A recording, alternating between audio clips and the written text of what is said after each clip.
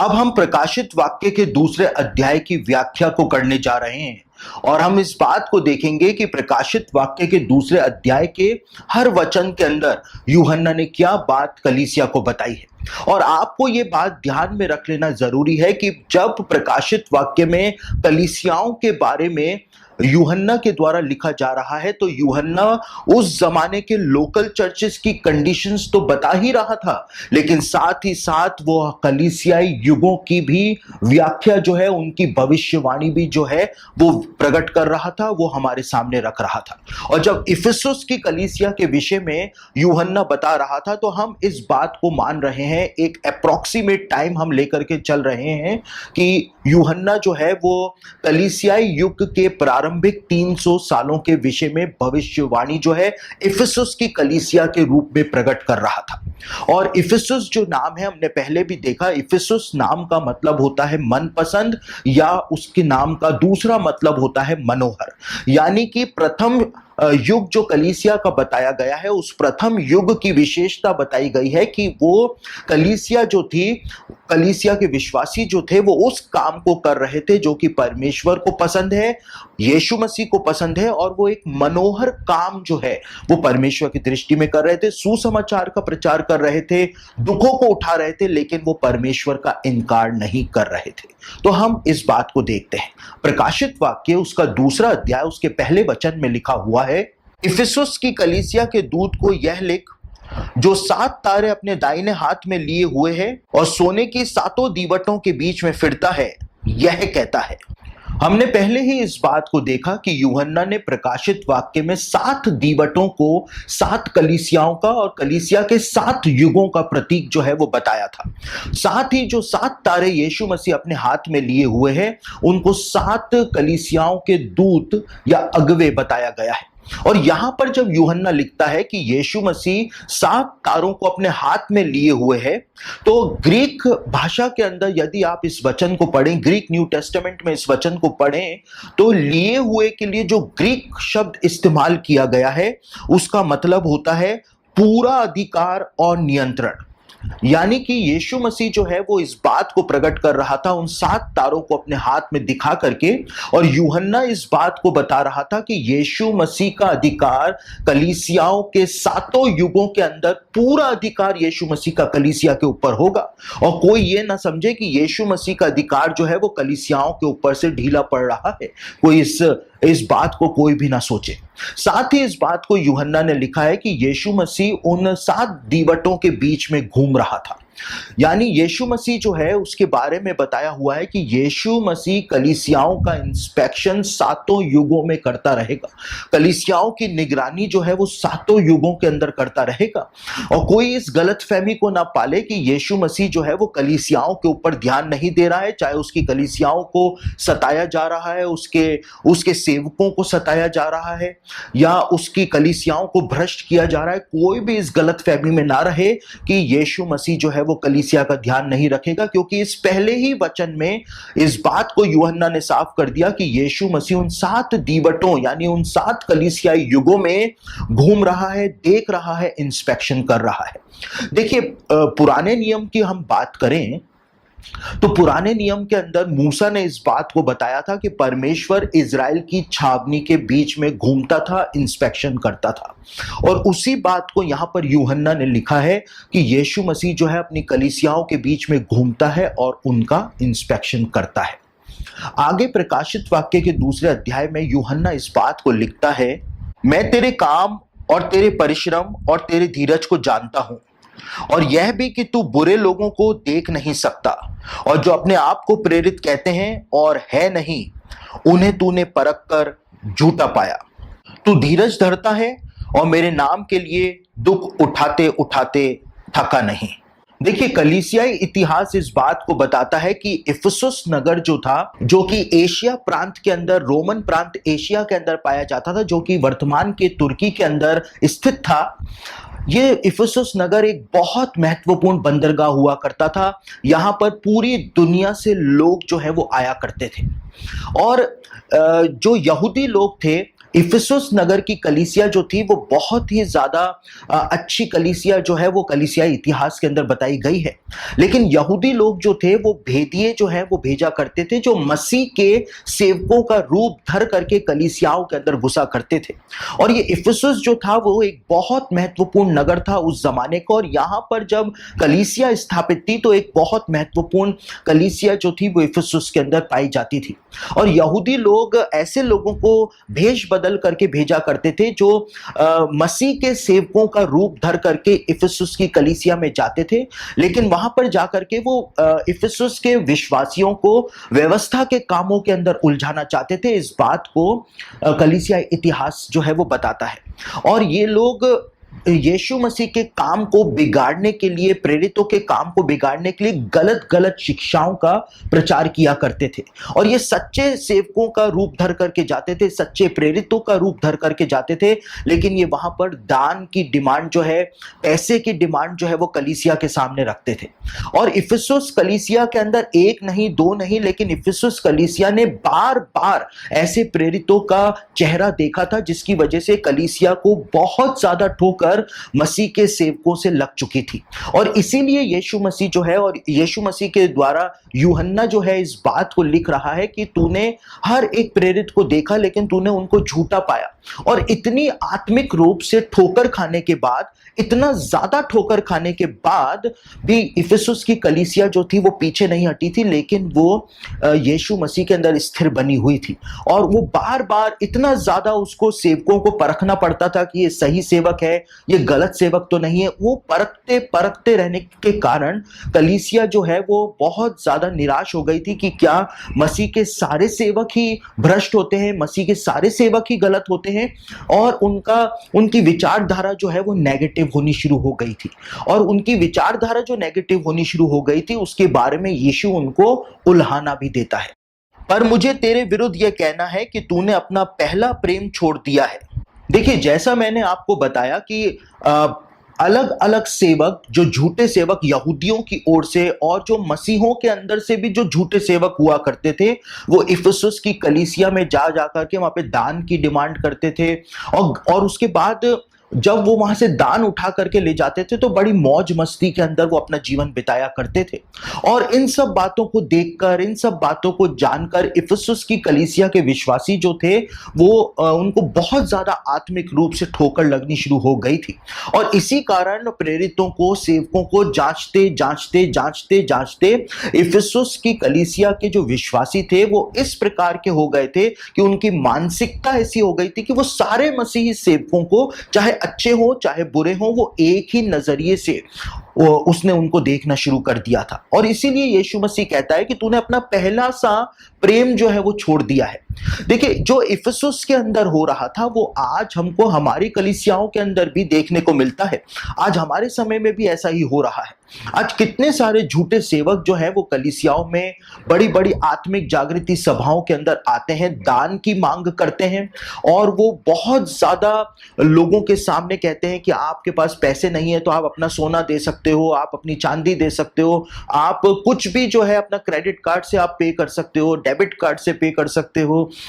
या आप अपनी कोई प्रॉपर्टी जो है वो भी दान के अंदर दे सकते हो। तो इस प्रकार से जो दान की डिमांड होती है, जो पवित्रता की बातें करते हैं और फिर व्यभिचार के अंदर पकड़े जाते हैं, तो एक साधारण व्यू पॉइंट जो है परमेश्वर के दासों के लिए, लोगों के दिमाग में ये बन गया है आज हमारे समय में भी कि परमेश्वर के सारे सेवक जो है वो ही ऐसे होते हैं, जबकि ये बात सच नहीं है। और इसीलिए हमारे समय के अंदर आज परमेश्वर के सेवकों का सम्मान मसीहों के द्वारा नहीं किया जाता है, बिल्कुल भी नहीं किया जाता है। कलीसियाओं में भी पास्टरों की इज्जत नहीं की जाती है। और इफिसुस की कलीसिया के अंदर भी यही हुआ था कि इतने सारे झूठे प्रेरित और झूठे सेवकों को बर्दाश्त करते करते उनका माइंडसेट जो था वो ये हो गया था कि सारे सेवक ही एक समान होते हैं। मैं आपको एक उदाहरण बताता हूं। आज से कुछ साल पहले मैं मेरठ के अंदर एक कन्वेंशन में प्रचार करने गया हुआ था, और जब मैंने वहां पर प्रचार किया तो जो मसीही लोग थे वो सभा के बाद मेरे पास आए और उन्होंने आकर के कहा कि पास्टर साहब, हम मसीह में आगे तो बढ़ना चाहते हैं, लेकिन हमारा पास्टर जो है वो हमारे आत्मिक जीवन में सबसे बड़ी बाधा बना हुआ है। और मैंने उनको एक बात बताई, मैंने उनको ये कहा कि क्या आपके पास्टर ने आपके लिए अपना जीवन बलिदान किया था? क्या आपका पास्टर आपके लिए क्रूस के ऊपर चढ़ा था? क्या आपको आपके पापों से क्षमा आपके पास्टर के द्वारा दी गई है? और मैंने उनको एक बात बताई कि हर एक इंसान जो है उसकी एक सीमा है, हर एक इंसान जो है उसके अंदर अच्छे और बुरे दोनों गुण पाए जाते हैं, और जब हम किसी को पसंद करते हैं तो हमको उस इंसान में सारे गुण ही गुण दिखाई देते हैं, और जब हम उससे चिढ़ जाते हैं तो हमको उसके अंदर बुराइयां ही बुराइयां दिखाई देती हैं। तो मैंने उस कलीसिया के लोगों को बताया, समझाया कि आप अपने पास्टर की ओर ना देखें, लेकिन आप यीशु मसीह की ओर देखें, क्योंकि यीशु मसीह ने आपको उद्धार दिया है, आपको यीशु मसीह को जा करके जवाब देना पड़ेगा। और यही बात जो है इफिसुस की कलीसिया के विषय में यूहन्ना के द्वारा लिखी गई है कि उनको इतनी ज्यादा आत्मिक रूप से ठोकर लग चुकी थी गलत सेवकों के कारण, कि वो हर एक सेवक को एक ही नजरिए से उन्होंने देखना शुरू कर दिया था, और उनका फोकस जो है वो यीशु मसीह के ऊपर से भी हटना शुरू हो गया था। और इसी बात को यीशु आगे बताता है कि वो किस प्रकार से इसको सुधार सकते हैं। प्रकाशित वाक्य उसका 2 अध्याय उसके 5वें वचन में यीशु कहता है, इसलिए स्मरण कर कि तू कहां से गिरा है,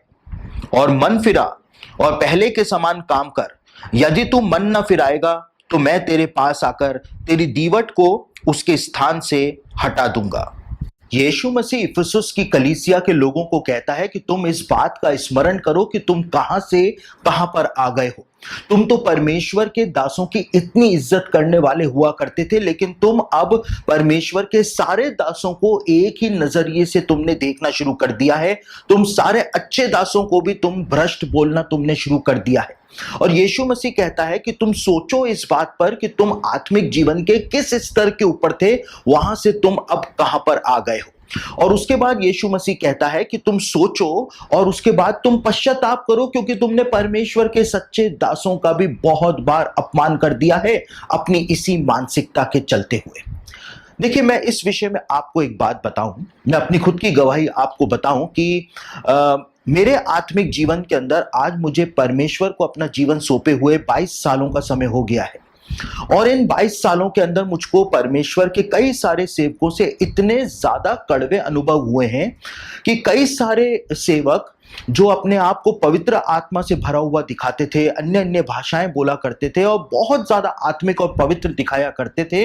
उनसे मुझको बहुत ही ज्यादा ठोकर लगी। उनसे मेरे जीवन के अंदर आत्मिक कड़वाहट जो है वो उत्पन्न हो गई थी। और इसीलिए मैं सारे सेवकों को और सारे प्रभु के दासों को एक ही नजरिए से मैंने भी देखना शुरू कर दिया था कि सब ढोंगी होते हैं, सब पाखंडी होते हैं और सब एक ही समान होते हैं।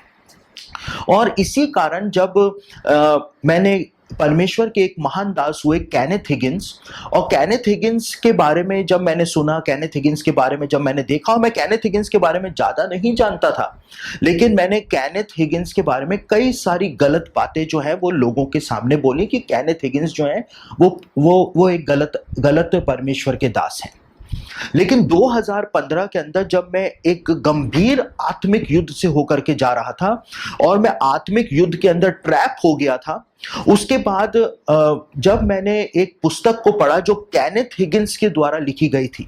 और जब मैंने उस पुस्तक को पढ़ा तो जिस आत्मिक युद्ध के अंदर मैं बहुत बुरी तरह से फंसा हुआ था, उस आत्मिक युद्ध में से मुझे केनेथ हिगिंस की वो पुस्तक जो थी, केनेथ हिगिंस ने जो बातें लिखी थी, उन्हीं बातों के द्वारा मैं आत्मिक युद्ध से बाहर निकल पाया, बाहर आ पाया। और मैंने इस बात को समझा, मैंने इस बात को सोचा, जैसे यीशु मसीह इफिसुस की कलीसिया को कहता है कि तुम सोचो, तुम स्मरण करो, तुम सोचो कि तुम कहां पर थे, कहां से कहां पर आ गए। और मैंने सोचा कि मैंने परमेश्वर के इस महान दास के बारे में गलत बातों को बोला है, और मैंने परमेश्वर के सामने जाकर के पश्चाताप किया। मैंने माफी मांगी कि प्रभु, मैंने आपके दास के विषय में अपने मुंह से गलत बातों को बोला है, आप मुझे क्षमा कर दीजिए। केनेथ हिगिंस परमेश्वर के एक महान दास थे।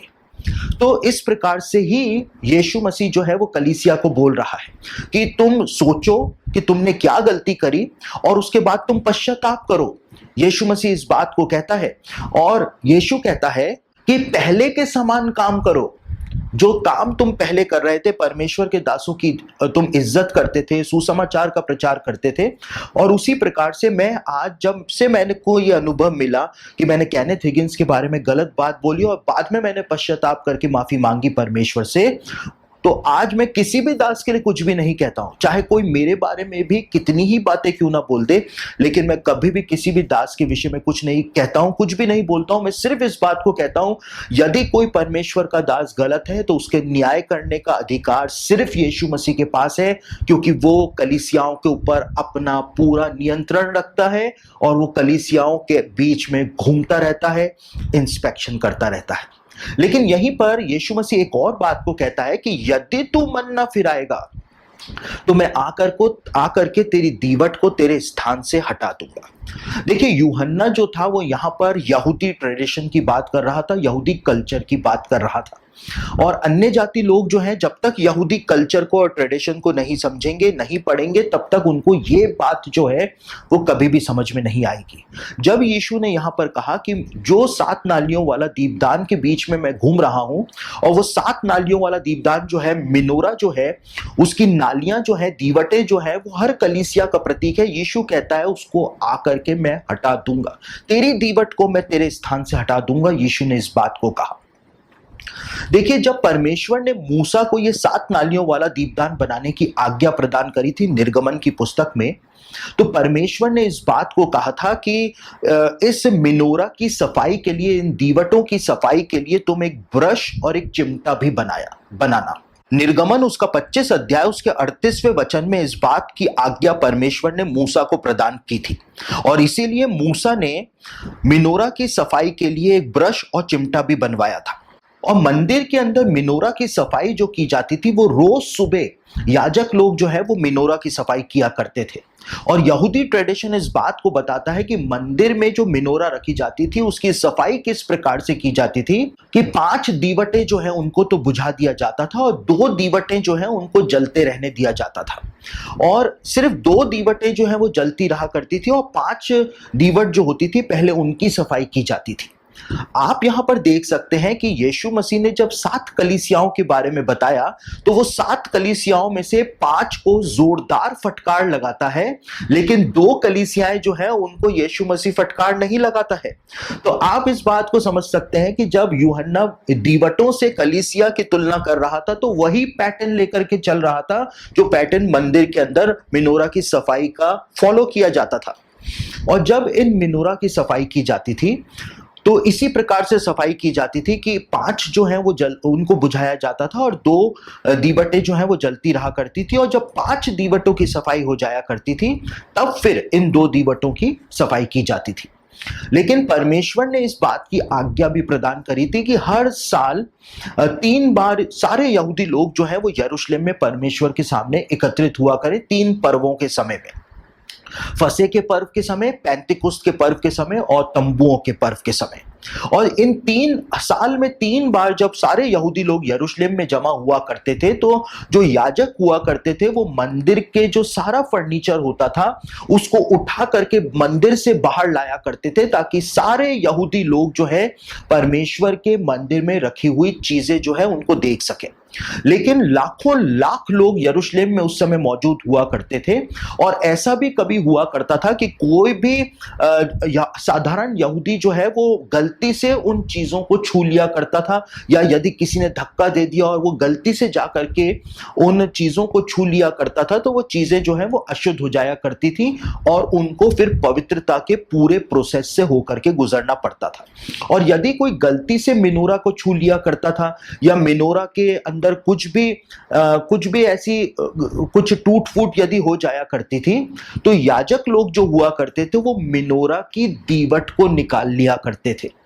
और यदि मिनोरा की दीवट अशुद्ध हो जाती थी या उसमें कोई टूट फूट हो जाया करती थी, तो मिनोरा की दीवट को निकालने के बाद, उसको ठीक करने के बाद, उस दीवट को पवित्रता के पूरे प्रोसेस से होकर के गुजरना पड़ता था, और जब वो पूरे प्रोसेस से होकर के गुजरती थी तब जाकर के उस दीवट को वापस से मिनोरा के ऊपर रखा जाता था, लगाया जाता था। और यही तथ्य जो है वो यहां पर यीशु मसीह के द्वारा इफिसुस की कलीसिया को बोला गया था कि यदि तू मन नहीं फिराएगा, यदि तू अशुद्धता रखेगा, यदि तू अपने अंदर टूट फूट रखेगा,